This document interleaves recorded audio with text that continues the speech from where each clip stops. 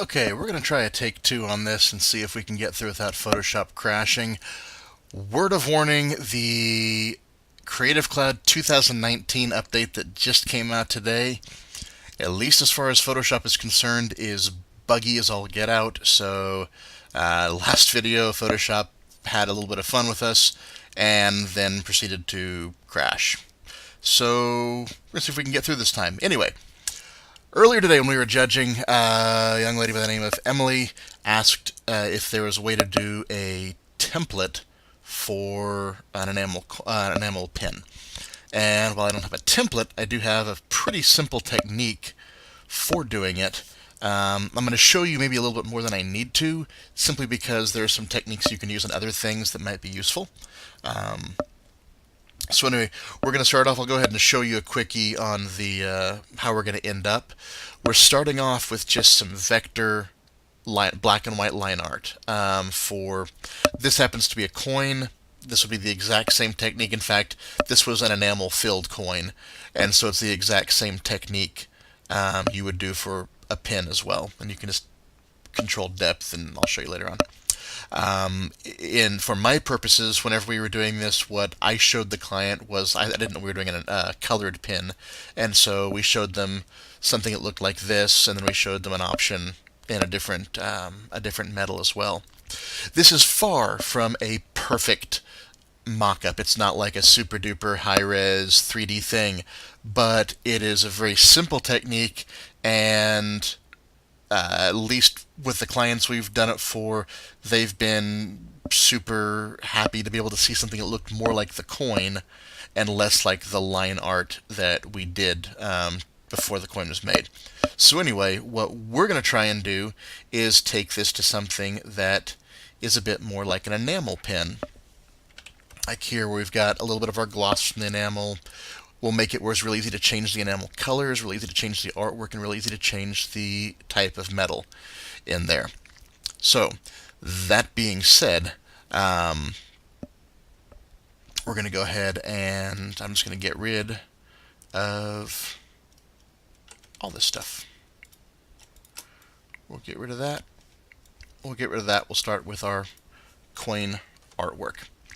Now, if I'd been thinking, I would have had these up already. We're going to go ahead and do a real quick grab here on taking the time to add keywords to your stock artwork. It's really, really helpful. We're going to grab a quick little bit of shiny metal for a shiny coin, and that can probably work. Yeah, we'll do this one. I'm going to go ahead and drag this over in front of my coin. That is enormous, but we'll go ahead and shrink that down because that's a super coarse texture. But what I'm going to do, I'm going to go ahead and name this metal. And more importantly, I'm going to right-click on it and convert it to a smart object. I'll show you why in a second. I don't need that anymore. So while I'm at it, I'm going to go ahead and find a few more quick textures. We can do maybe a darker metal and be kind of a shinier brass type color. Let's go ahead and get this one as well. Whether or not these are the ones you end up using, it'll give you the idea. Come back into my coin file here, and I'm going to double click to open this smart object. Because it was already a layer whenever I made it a smart object, I can add more layers to it, and it's no harm, no foul, it doesn't care. So I'm going to take my brass texture, move tool, just click and drag, hold it over there. If I hold shift when I let go, it'll center it. And close that one up, and I'll take my dark metal texture, same thing, drag it over here, and plop that in there. I'm going to start with the shiny metal, so I'll turn those back off. But now I've got some different metals that I can change out. I think that's going to be way too coarse. Let's try this. Let's do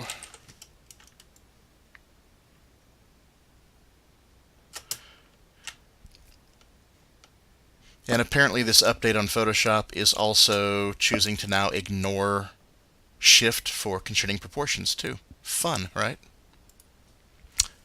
Buggy. I'll just shrink that texture down a little bit. That way it'll be a little bit finer. We'll see if that works. All right. Save it. Close it. Close that. That's a little bit better for texture for a coin. It's far from perfect, but hey, it's a smart object. We can change our metal super duper easily. There's our metal. We're going to turn that off. Now, what I have here is just the coin is on a layer by itself, right? Solid black background behind it. You'll see why in a second. And the filter we're going to use is a really old filter. It's called Render Lighting Effects or Render Lighting. It's in with a bunch of filters that nobody uses anymore because honestly they look awful.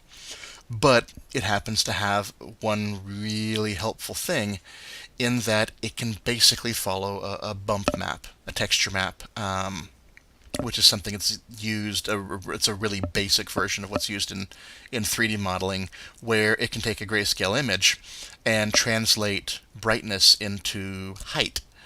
And that's what we're going to do with our line art here.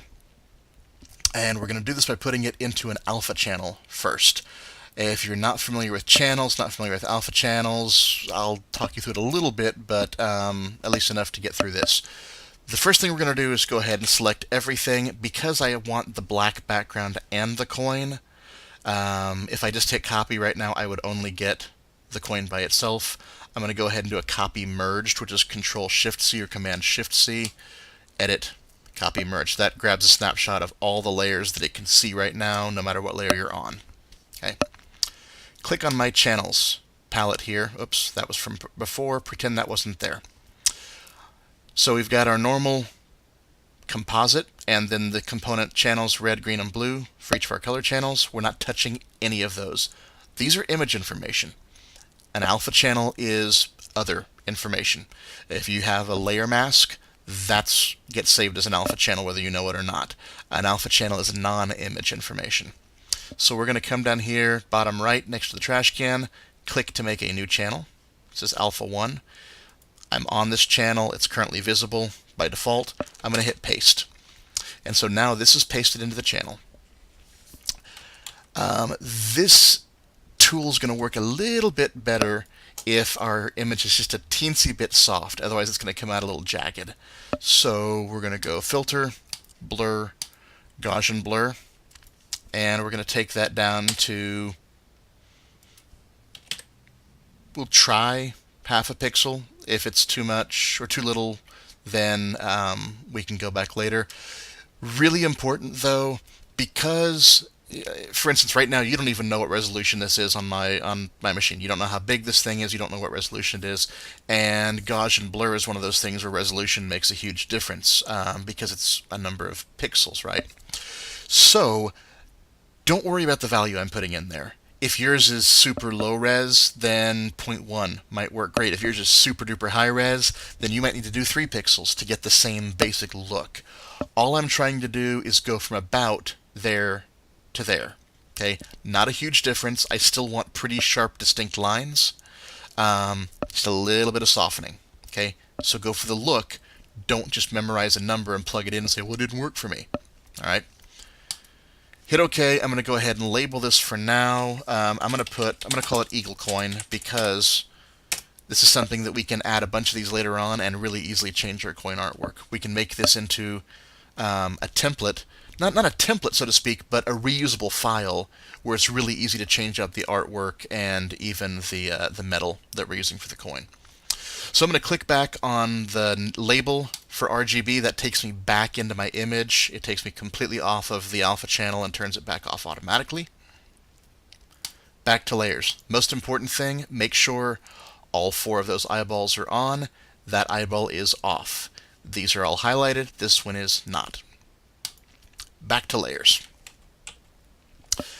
This guy has now served its purpose for now. We can turn that off. Turn our metal layer back on here. And man, I really hate that metal texture, so pick a better one than I did because this one looks awful. But it'll still do the job. Because this is a smart object, that is one, there's even another big benefit, not just being able to swap out our metal, but it also means that any filter we apply will be a smart filter, and it is super, super easy to change settings on it later, including changing what our artwork is. So, on that smart object, go up to Filter, Render, Lighting Effects. See these all these right here? You've probably never touched them before. There's probably a good reason for it. They look pretty darn dated and bad because, hey, like lens flare, right? Lighting effects. Now, what lighting effects does is basically simulate different kinds of light. You can do, you can add multiple lights. You can make it look like there's light shining in different parts of your image. Just by itself, it doesn't seem to do a whole lot. The really important part is that there is, right here, it says texture. We can actually use any one of our channels, including alpha channels, as a texture map or a bump map. And so if I come down here to my eagle coin layer, now it uses that black and white channel, right, as height information. Because, okay, this is a little bit different. I don't know when this change was made. It might have been this, it might have been this, it might just be Creative Cloud. Depending on what version you're using. In this version, a positive height value means that anything that is white is high, it's up. Anything that's black is down in terms of depth. A negative value reverses that and pushes the white parts down, black parts up. In older versions, there is simply a checkbox that says white is high, and you can turn that on or off. And there's just a height for whichever way it happens to be.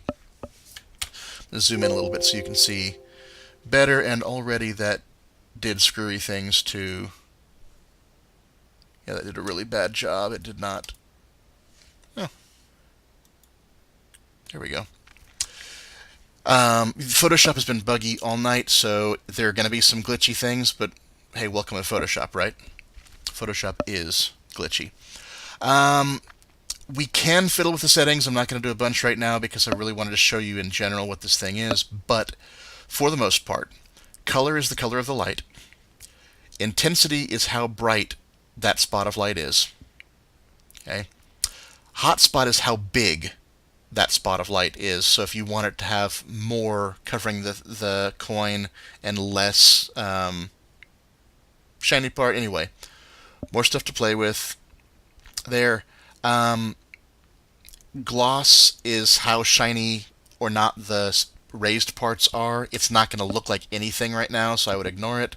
You can leave it on metallic so you get a little bit of a brighter highlight. Ambience, though, is how light or dark the surrounding areas are that are not lit by the light. Entirely up to you for whatever look you want to go for on the coin. I think I originally had this thing at 39 or 40. So, for the sake of argument right now, we're going to leave it at that.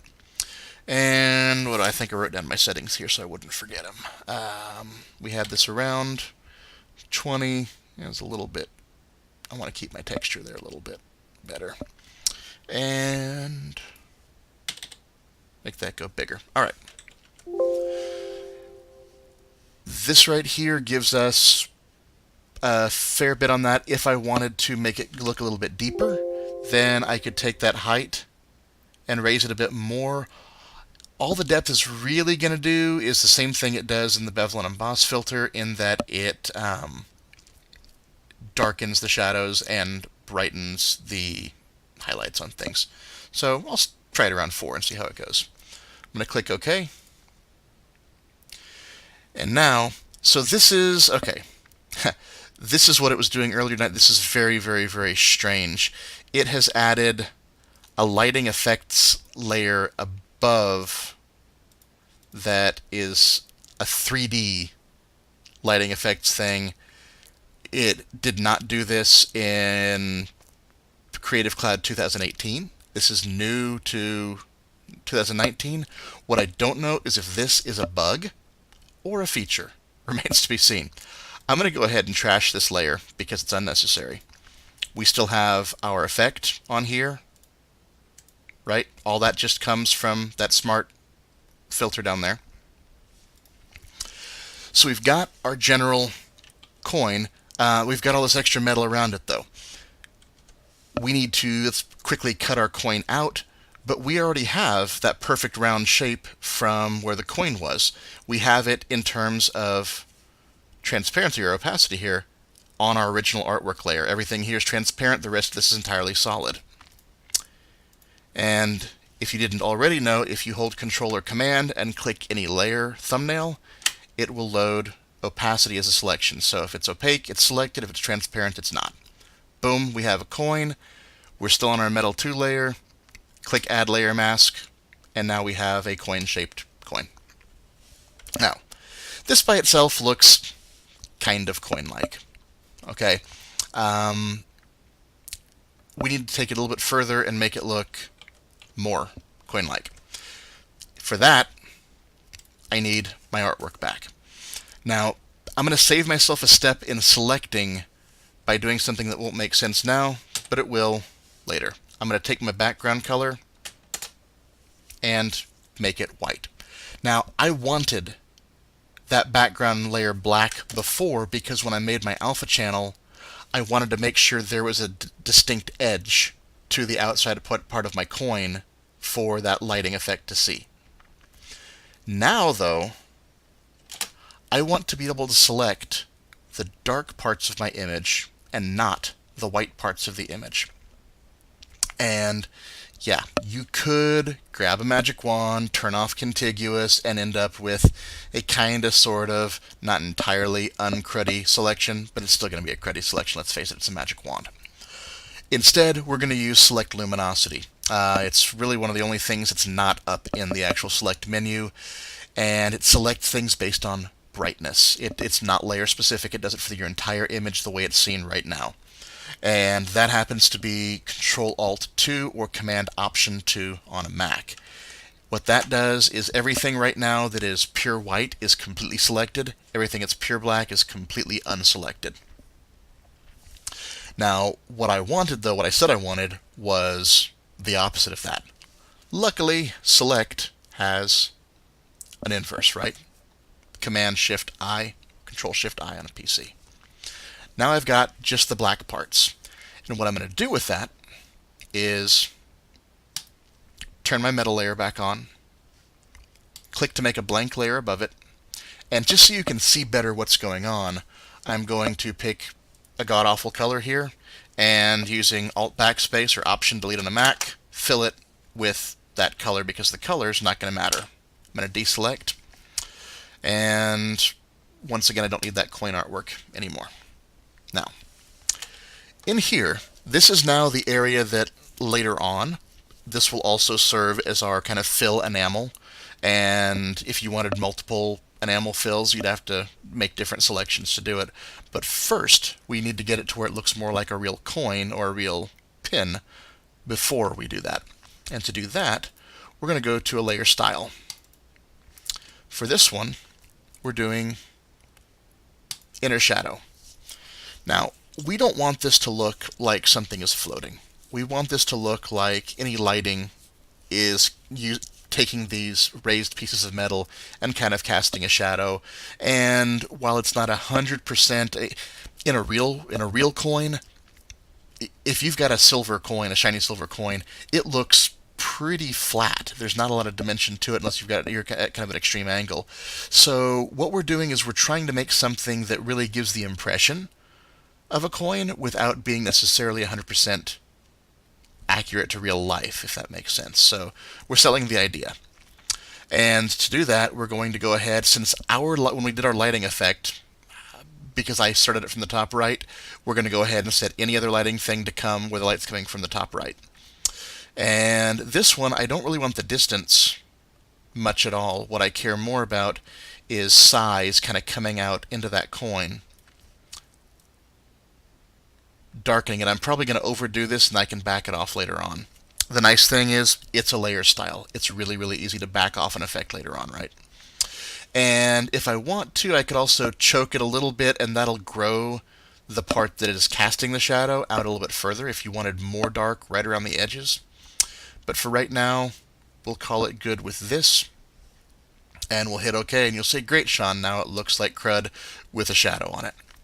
Well, if you've never used it before, and if you ever wondered why there's an opacity and a fill opacity, hopefully you already know what this is. Just in case. Opacity changes the opacity of the entire layer, which includes the layer styles. So the more I make the pink go away, the more I make my shadow go away too, which does us no good whatsoever.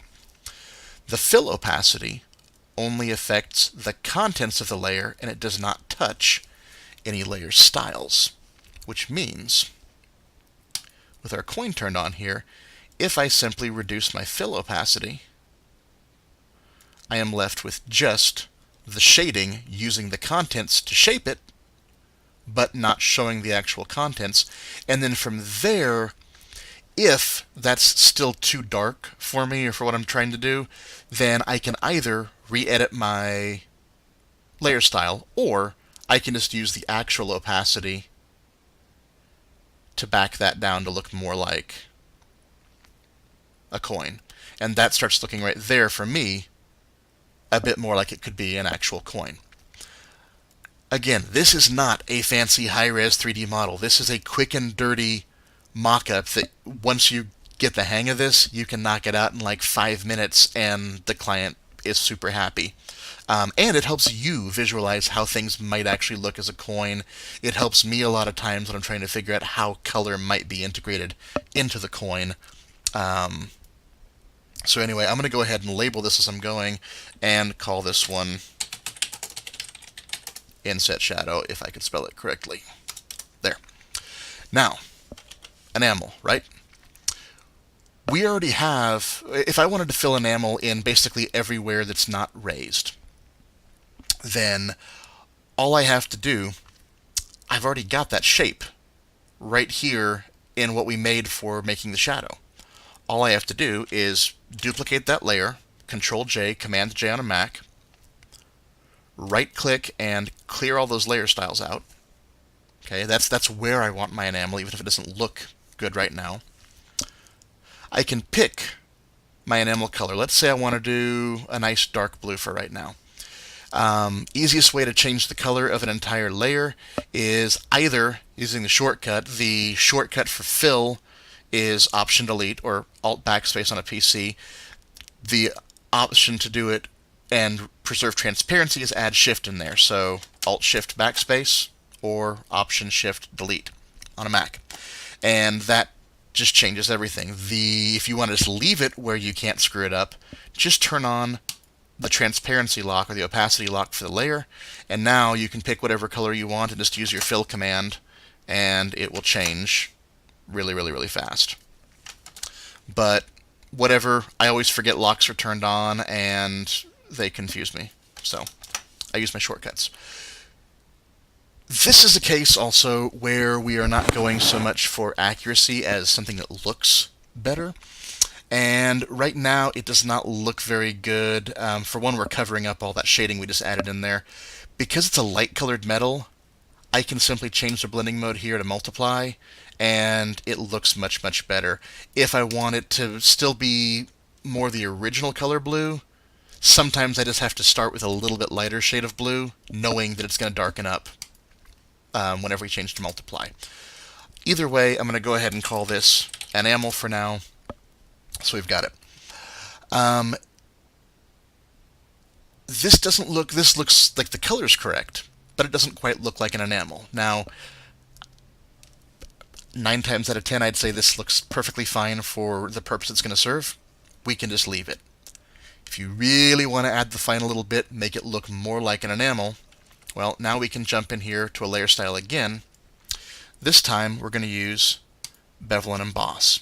Now, Bevel and Emboss normally, let me crank this up so we can see it here, that looks stupid and pillowy because it's not what we're trying to do. For one, the enamel's sunken down a little bit from everything, so we're going to change that to down. That helps a little bit, but it looks like kind of a big slopey thing. It doesn't really have any kind of a glossy type look to it. So, what we're going to do instead, over here on the shading, the angle, and everything, if you take that little bitty dot right there, and you probably haven't done too much aside from change the angle, but if you take it and actually change the altitude, as you start to get up right over the top of it, it starts to separate that gloss out away from the edge a little bit. And it starts looking a little bit more like the gloss on a pen. So find something you like, and because we want it to be subtle, we don't want to have this big old plastic wrapped looking thing, right? Now we can go ahead and take it, and we could just do the depth. That'll back it down, but it might not be quite the look we want. So instead of using depth, we'll come down here, and the only one that's bothering me is how bright that white is. I'm simply going to take highlight mode, screen, opacity, and just lower the opacity a little bit. Down about like that. Do it to your taste. Do it to whatever you think looks good. If you thought it looked fine without the glossy stuff, do it without the glossy stuff. So, this just by itself is perfectly fine. We could take this, we can put our dark background back behind it. Maybe do a non-black something so it doesn't look quite so stark. And then on our metal layer, because that's where our circle shape is, we can add, if you don't feel like you've got enough of the bevel around the edge, you can add another bevel and emboss just to give the coin an edge, but a coin edge is pretty sharp anyway.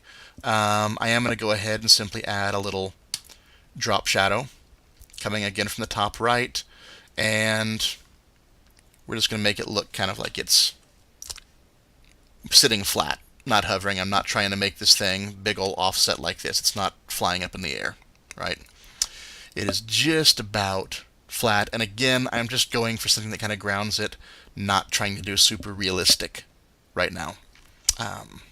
If you want to pull it a little bit out, you can. Again, you can fiddle with this thing forever. It'll be fine.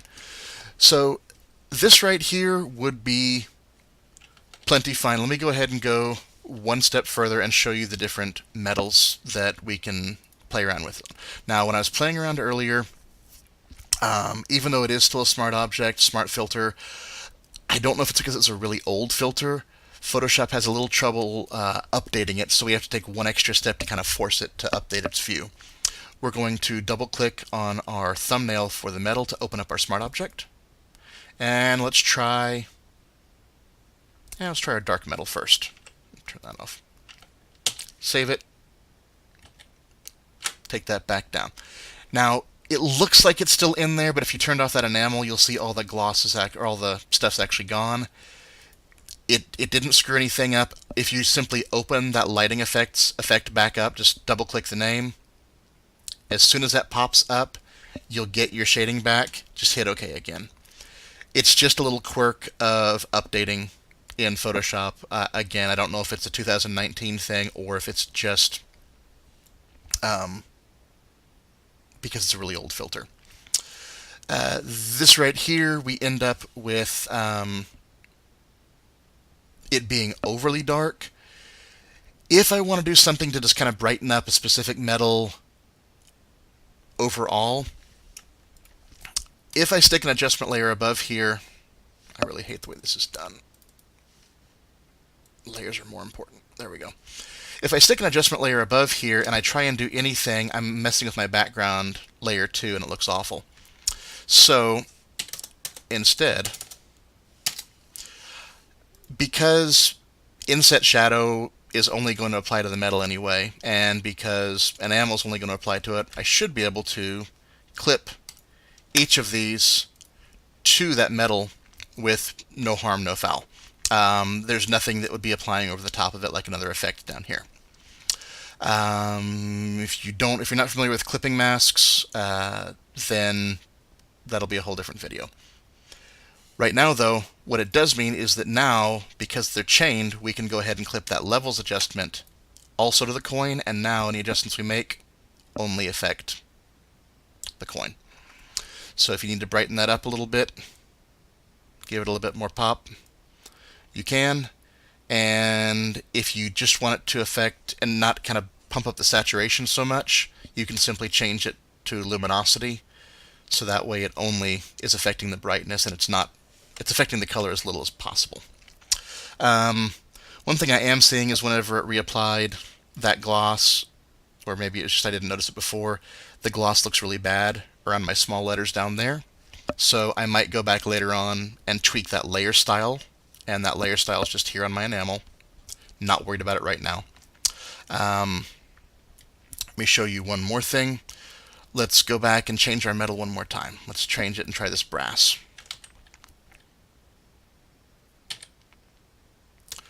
Once again, we lost our look to it, so open back lighting effects.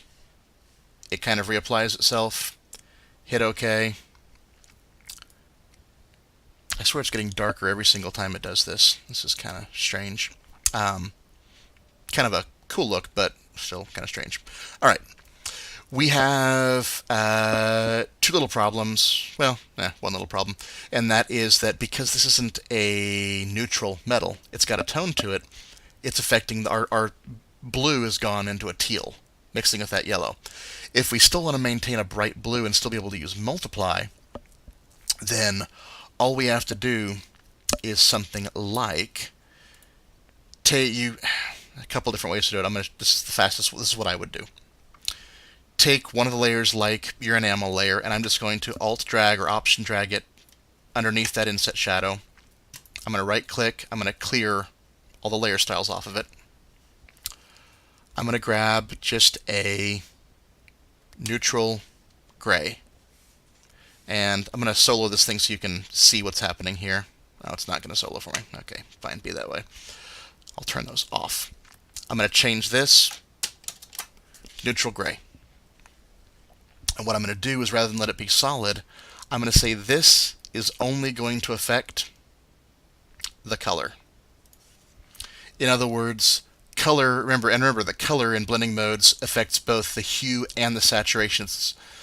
We could similarly just tell it to affect the saturation.